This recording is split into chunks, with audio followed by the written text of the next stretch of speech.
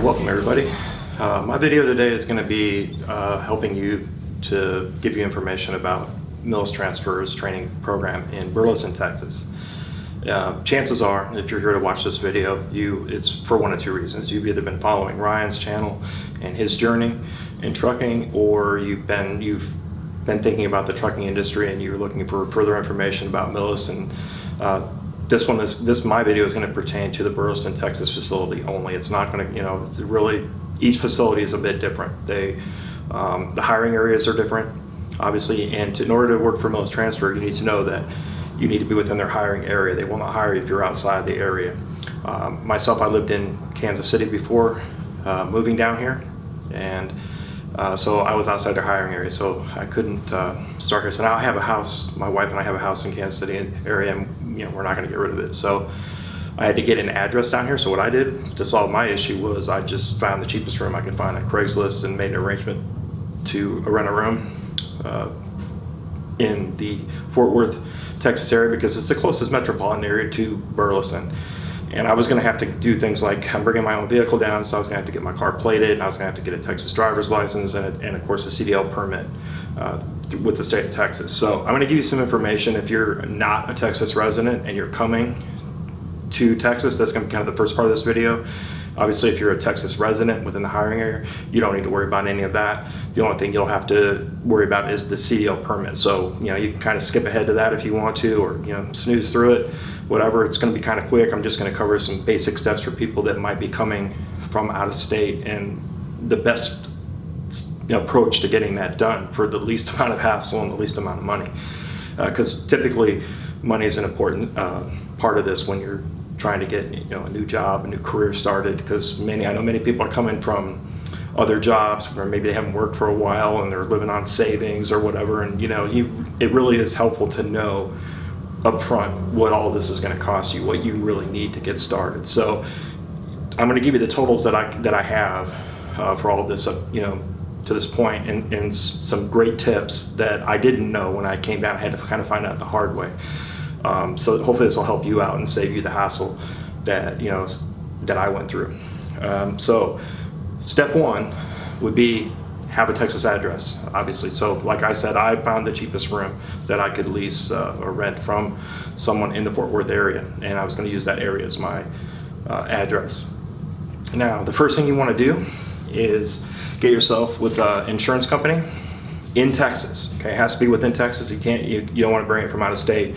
And this is the reason why you can technically bring your insurance from out of state. You have to bring your whole policy if you do that, but you don't really want to do that if you're coming from out of state, and here's why.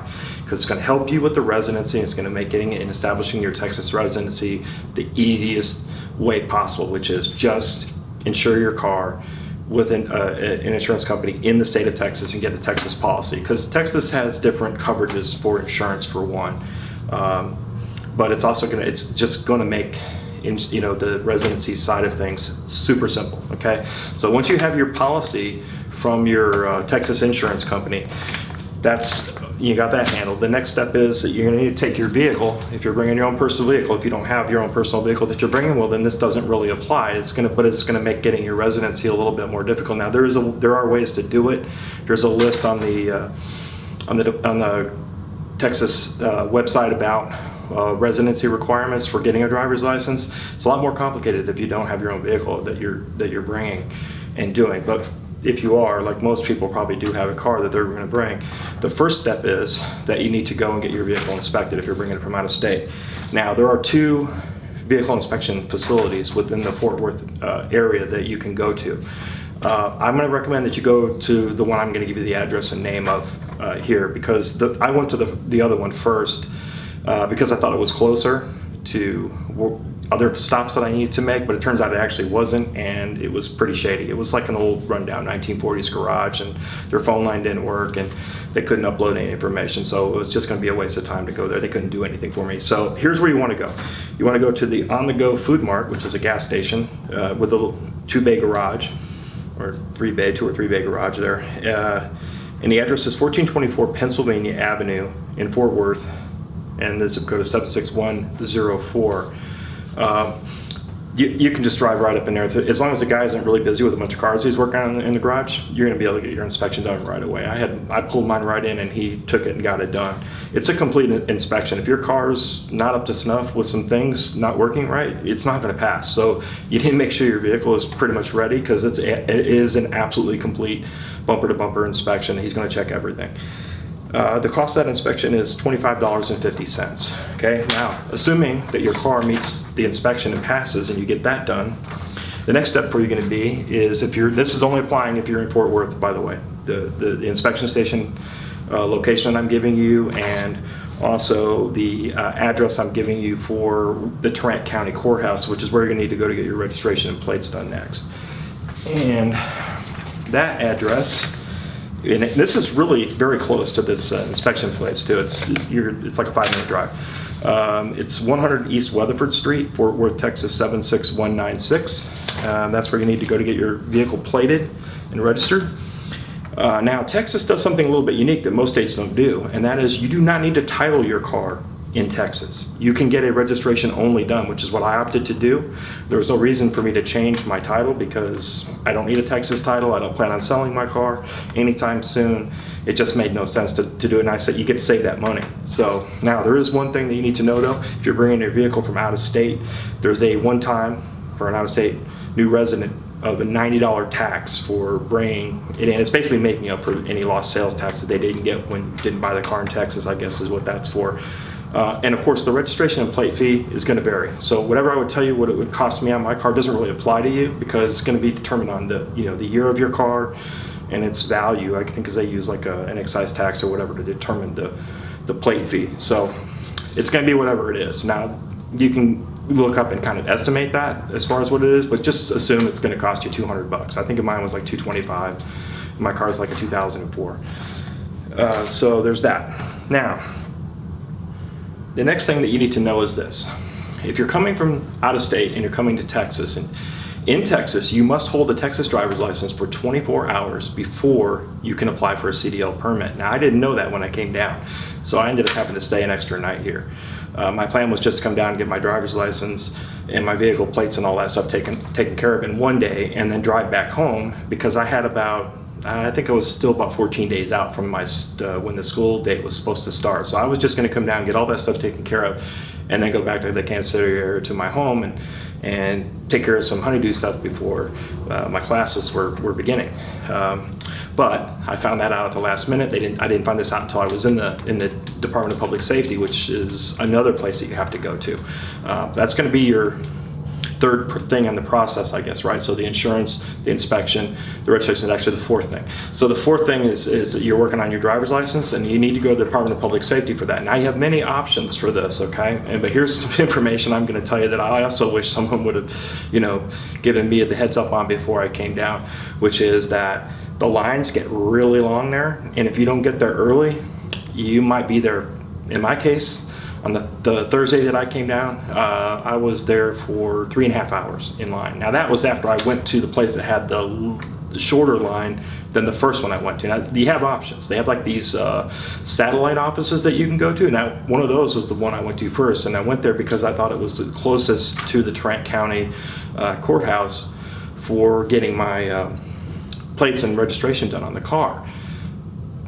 Turned out that wasn't a good choice, because when I went there, it was about 11 o'clock by the time I got there, and I think I had got my inspection done at like 7:30, I'm close to 8, I think, by the time I had gone for the first place and I got to the other. No, actually it was 9 o'clock by the time I got to the inspector and got the inspection done.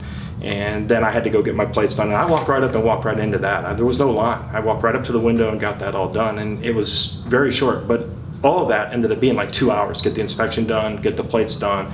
And so by the time I pulled into the satellite DPS office to get the driver's license handled, it was like 11 o'clock.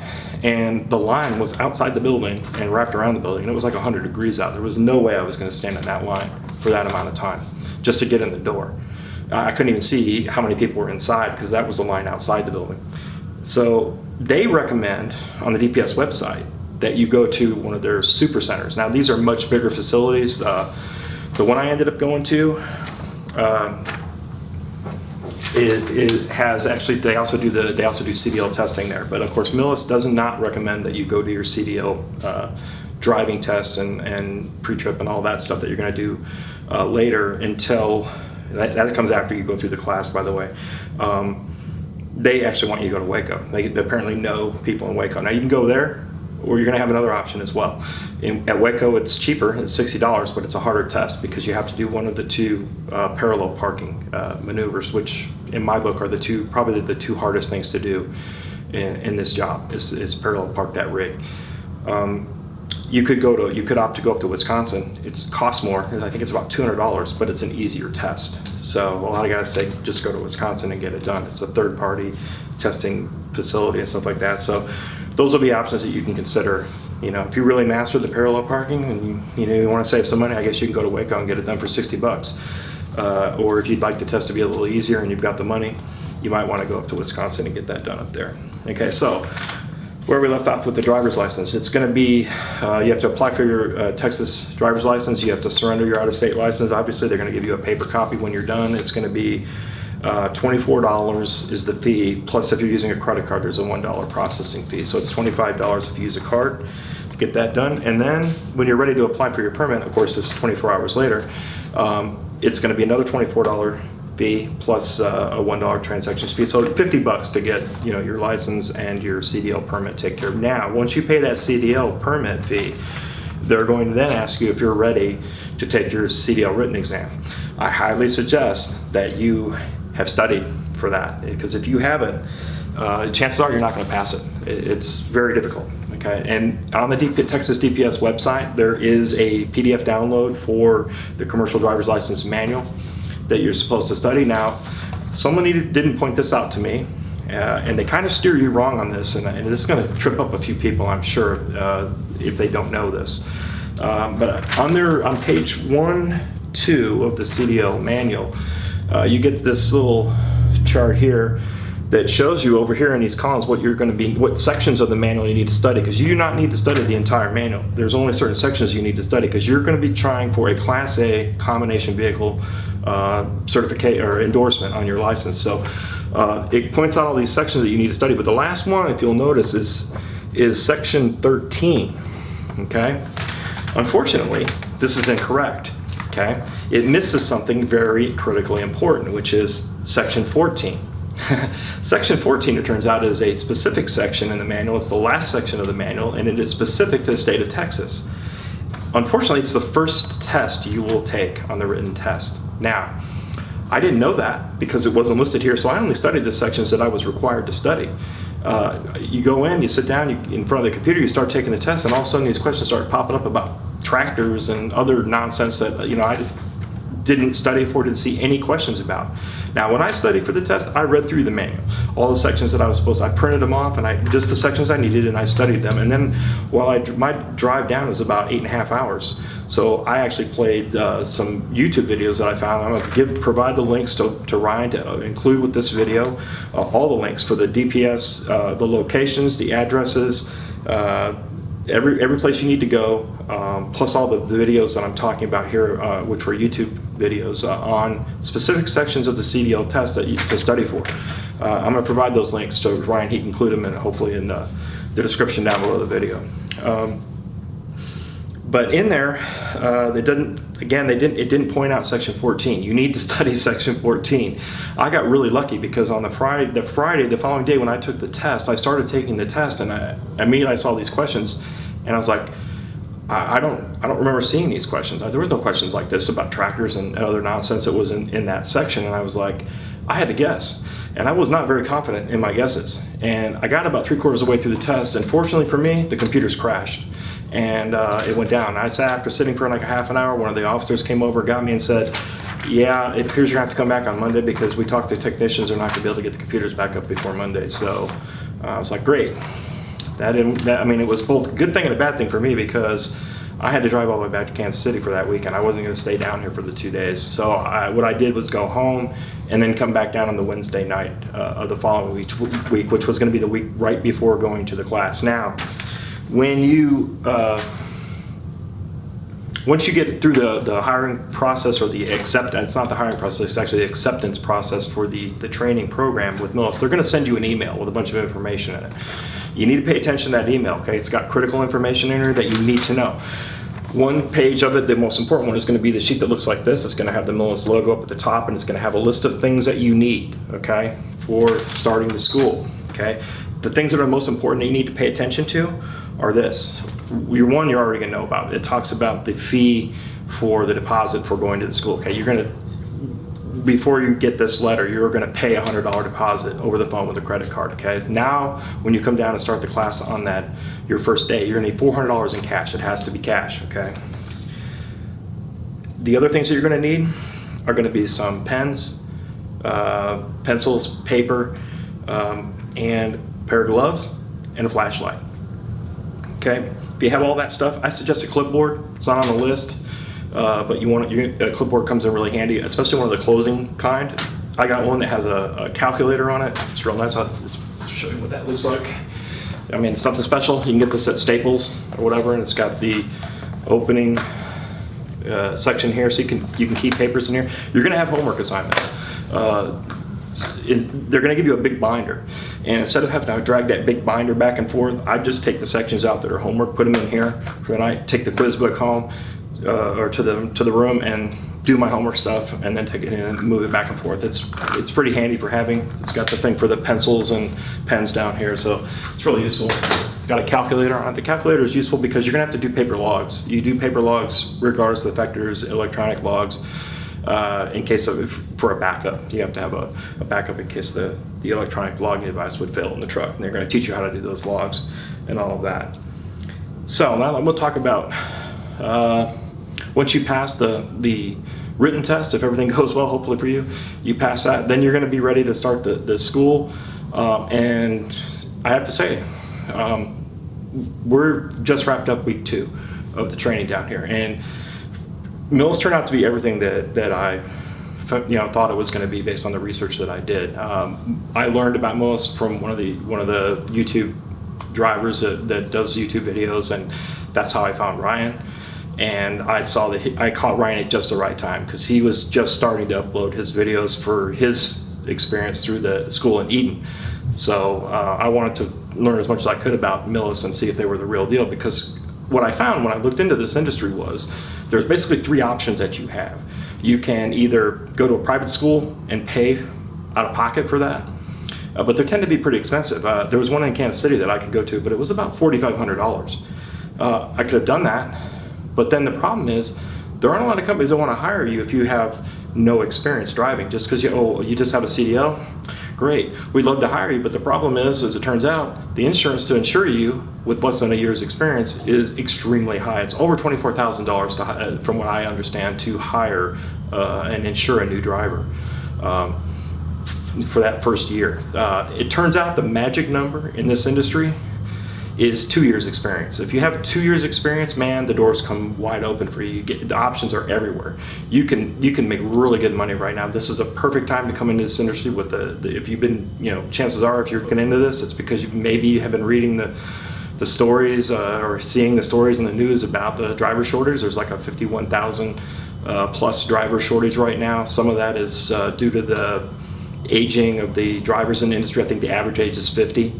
And the lack of younger people wanting the job, and because in the past it didn't have a good reputation for paying very well, but right now things are changing. Okay, this industry is on a big upswing because of the driver shortage. So right now wages are going up. So the freight rates are going up. The backlog of freight is building. So that's putting a lot of pressure on them. That was partly exacerbated by the ELD mandate, which took place at the first of the year. That just sort of made the problem worse because it now forced everybody to run legal, and what it does is it limits the total number of hours that a person can drive. That's really what it comes down to. It limits the hours. So with that has put a lot of pressure on the industry that is continuing to see the volume of freight that needs to be moved growing because of the way our industries are kind of shifting more towards this e-commerce, Amazon, and others where the retail storefronts are kind of going away, and it's becoming more like mail order. So that's made the problem worse. So if you're looking into this industry now, man, you picked a really good time to come into it. That's why I chose this right now. It's because I can see that this industry is on the upswing. The money is there. I have relatives that worked in this industry for a while, so I did a pretty heavy and thorough research beforehand. Now, so I mentioned that one option was private school. Pretty much the only other options out there from my research, now there may be others, but from what I found was it pretty much come down to two companies. Prime Inc., which is in Missouri. Now they were much closer to me. I could have just left, I could have gotten hired right out of my Kansas City address, or Millis Transfer. The problem with Prime was when I did my research on them, I found about a 50-50 mix of both positive and negative comments, and I've heard a lot of negative stuff from people that were current and past drivers for Prime Inc. I looked hard for stuff on Millis and that was negative, and I couldn't find any. I tried. I didn't find any anywhere. Everyone, both current and former drivers from Millis, all had very positive things to say about what a great company it was. Now, what a lot of people that did say was, it's a great starter company. That maybe their wages aren't as high as what's being offered, and that would make sense because the cost to insure you as a new driver is going to eat up a lot of what they can make off of you. So that's probably why the wages are a little lower and why they're a good starter company. But get those 2 years in, start writing your own ticket. You can make up to 6 figures doing this job right now. Yeah, from what I'm seeing job offers for people that have over 2 years experience, $80,000 plus to start. That's pretty good money for not having to go to college and just getting through a 3.5 week training program and keeping your record clean and just being a safe driver and all of that and following the rules. That's good money. So hopefully the information that I brought here in this video will help some of you if you're thinking about coming down to Texas and going through the training program here. So far I have to say I'm totally impressed with Millis, man. Everything they said is true.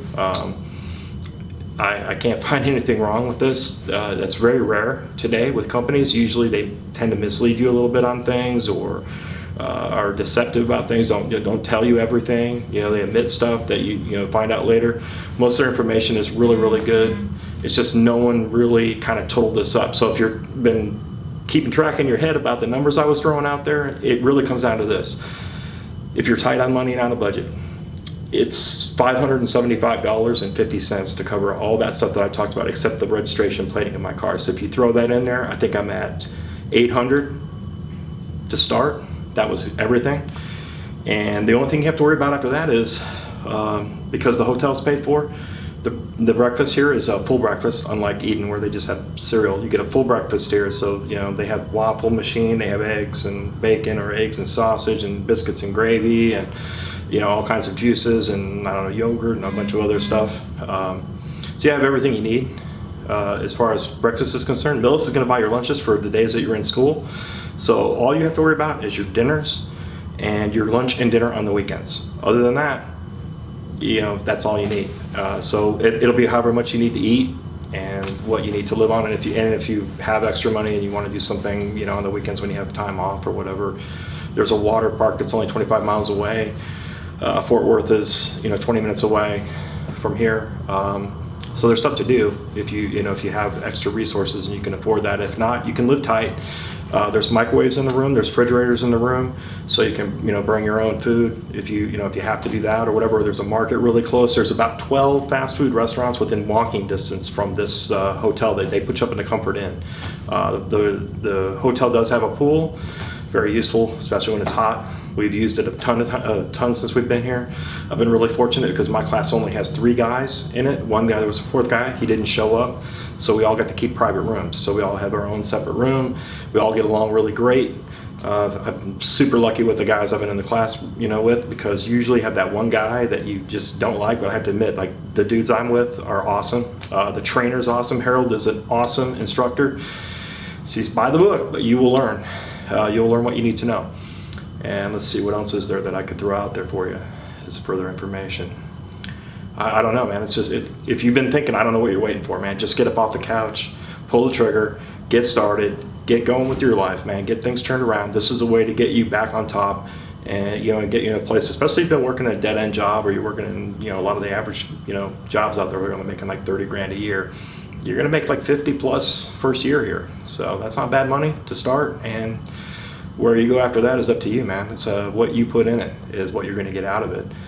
They're giving you an opportunity, and it's a really good one. So hopefully I've helped you with what you might need to know. And if there's any other questions that you guys have, you could shoot them to Ryan. Ryan has my contact information, and if there's anything I can answer for you, I'm happy to help. I'm going to shoot another video maybe at the end of the 3rd week, so I'll let you know how things are going after that. I mean, the first week is all paperwork pretty much and class study. You're reviewing stuff that you did in the CDL, the written test, and then you're going to maybe go out in the yard the last day, like Friday or whatever. For us, the 2nd week was a short week of just 4 days because of the Monday was a holiday. We did backup almost every day until all the way through Thursday. So for 2.5 days, which was really more like 4 days because we had longer days because we were making up for that Monday holiday. And then Friday we went out and did a bobtail, and then, or I'm sorry, Thursday we went out and did bobtail, and then Friday we actually went out with the tractor and trailer. And that was awesome to get out and drive with the tractor and trailer on the road for the first time. Very intimidating at first, but turned out to be not as bad as I thought it was going to be. The backing is much more difficult to get a hand on, and I would have to say that blindside parallel, that's the toughest. Alley dock, 90-degree alley dock, looks like it's going to be the hardest, but it turns out not to be. It's blindside parallel. If you can get that down, you're going to be a star. And I guess 3rd week is pretty much all out on the road. We're going to be doing a bunch of that, so I'll get back with a video on that. And like I said, if you have any questions, feel free to shoot them to Ryan. I'll provide him with all the links, as I said, and hopefully that gets you guys to help you make a decision. And you know, this will be a good decision for you. Thanks for tuning in. Thanks for sticking with my long rambling video, and we'll get to you guys next time. Peace.